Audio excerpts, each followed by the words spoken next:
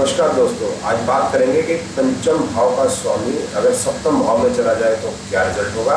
इस समय पे हम दो एग्जाम्पल लेंगे यहाँ पर कि दो विभिन्न वर्षों के कि पंचमेश अगर सप्तम भाव में चला जाएगा तो उसमें अलग अलग रिजल्ट आएंगे या एक आएंगे कि जब पंचमेश अलग अलग वर्षों में सप्तम भाव में चला जाए। तो अब ये बात करते हैं कि पंचम भाव का स्वामी जब सप्तम में चला जाता है कि त्रिकोणेश केंद्र में चला जाएगा तो अच्छे रिजल्ट होंगे। दूसरा ये बात करते हैं कि पंचमेश जब सप्तम भाव में चला जाता है तो प्रेम विवाह होता है, लव मैरिज होती है। अब ये देखते हैं कि अब हुआ क्या। अभी आपके सामने उदाहरण है। पहला उदाहरण 6 नवंबर 1973 17 बजे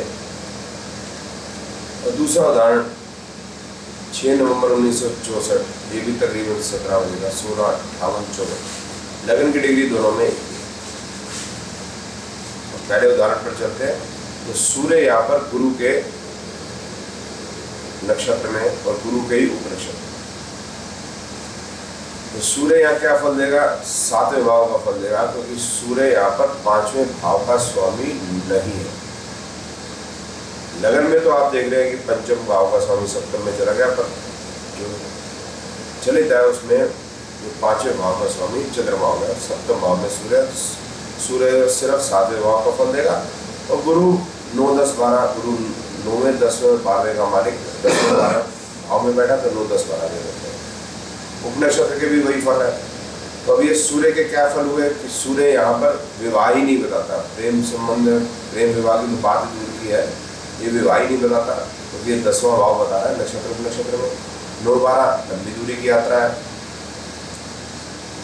शिक्षा की बात करें तो 9वां भाव है, तो शिक्षा ठीक है, मध्यम सी है। लेकिन और अगर हेल्थ की बात करें तो हेल्थ प्रॉब्लम कुछ खास नहीं, कोई डिस्प्यूट, कोई झगड़ा, कोई लिटिगेशन या कानूनी विवाद भी सूर्य में नजर नहीं आता, परंतु विवाह नजर नहीं आता। अब दूसरा एग्जाम्पल लेते हैं, वही 6 नवंबर 1964 16, 58, 54 और इधर देखते हैं कि सूर्य जो है 7वें भाव का मालिक यहाँ पर भी और यहाँ पर गुरु 1, 9 और 12 के फल देना, क्योंकि 1964 में गुरु जो था वो मेष में रहा, तो अब 9, 12 और 1 के रिजल्ट दे रहा। अब इधर भी जो विवाह है वह मना है, यहाँ पर नजर नहीं आ रहा, क्योंकि पहला भाव जो है विवाह के लिए मना करता है और 9, 12 भाव है लंबी दूरी की यात्रा। परंतु इधर प्रोफेशन इतना अच्छा नहीं है, काम धंधा इतना अच्छा नहीं है, क्योंकि पहला भाव काम धंधे के लिए कोई इतना बढ़िया भाव नहीं, लेकिन 10वां भाव ताकतवर है जो पहले वाले उदाहरण में था। यहाँ पर 1, 9, 12 है तो लंबी दूरी की यात्रा बहुत रहेंगी। लंबी दूरी की यात्रा तो रहेंगी, लेकिन लंबी दूरी की यात्राओं में जो सक्सेस या सफलता होगी वो इतनी अधिक नहीं रहेगी। अब बात करते हैं कि हेल्थ कैसी रहेगी। हेल्थ ठीक ही रहेगी, कोई बुरी बात नहीं। 1, 12 है तो ज़्यादा बुरी हेल्थ नहीं होती। और अगर हम कोई कानूनी दाव पेच की बात करते हैं वो भी नहीं है। तो दो सिमिलरिटी तो नज़र आ गई इस सूर्य और उसमें कि दोनों में विवाह के लिए मना करता है और दूसरा है कि लंबी दूरी की यात्रा। बाकी चीज़ों में फर्क। तो अलग अलग वर्षों में, क्योंकि सूर्य यहाँ पर गुरु के नक्षत्र में है, तो गुरु अलग अलग वर्षों में अलग अलग राशियों में चला जाएगा, तो रिजल्ट जो सूर्य के अलग होगा। तो नाड़ी ज्योतिष में हम क्योंकि उपनक्षत्र नक्षत्रों की बात करते हैं तो वही रिजल्ट आते हैं, तो इसलिए ये हम बता पाते हैं कि ये सूर्य के रिजल्ट अलग अलग वर्षों में अलग अलग क्यों होते हैं। तो सिर्फ ये याद कर लेना कि पंचमेश सप्तम में जाएगा तो सिर्फ प्रेम विवाह होगा और कुछ हो ही नहीं सकता, उसी में लड़के रह जाएंगे और किसी चीज़ की बात ही नहीं करेंगे तो बेकार की बात। हर चीज़ की बात करें, क्योंकि पंचमेश हो सकता है विवाह के समय में आई नहीं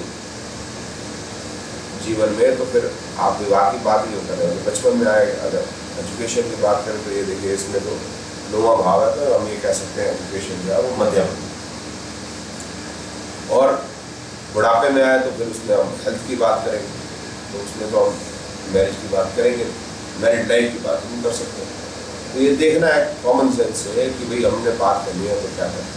तो नाड़ी ज्योतिष अगर आप फॉलो करेंगे आप देखेंगे दोस्तों कि आप सटीकता से रिजल्ट बता पाते हैं।